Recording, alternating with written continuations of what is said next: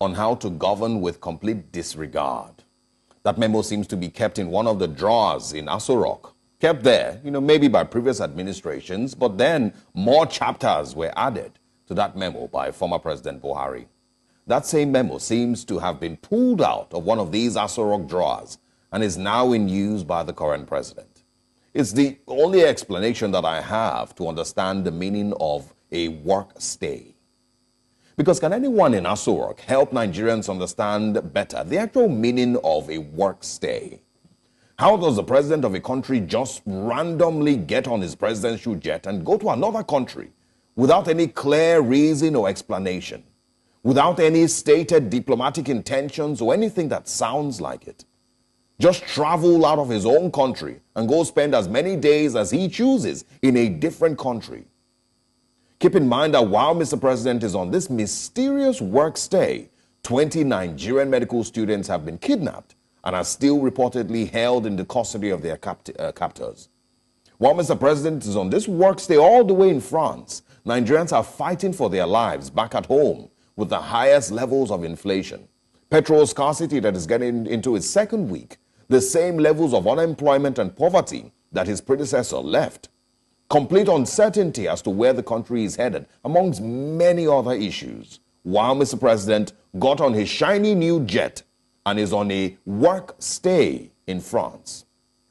It's a seeming complete disregard for the urgency with which to address Nigeria's pressing issues. And again, I ask, what exactly is a work stay? Many Nigerians, of course, are asking the same question this morning. Is it common for presidents to choose to work remotely from anywhere in the world? I understand that we're in the age of hybrid work, but does that also apply to presidents? Do we have other presidents from other countries across the world routinely visiting Nigeria and working from Lagos or Abuja or Ibadan or Enugu, anywhere? What exactly is a work stay while Nigerians are in captivity?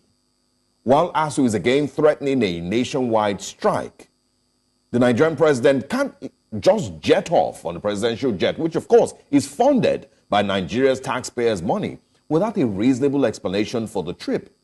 And if he does, it shows a complete disregard for any sort of accountability to the Nigerian people, to Nigerian funds, Nigeria's money, and also high insensitivity to the times in Nigeria today. Keep in mind that the circumstances surrounding the purchase of this jet are still being discussed, but the jet, of course, has been used to fly Mr. President for this work stay in France. Mr. President landed in France yesterday, and there are no clips or pictures of him being received by the French government or the French president. So just like former President Buhari back then, he would just randomly jet away to the United Kingdom for medical trips or unexplained holidays. We once again seem to have the exact same format being used with our current president. So basically nothing has changed.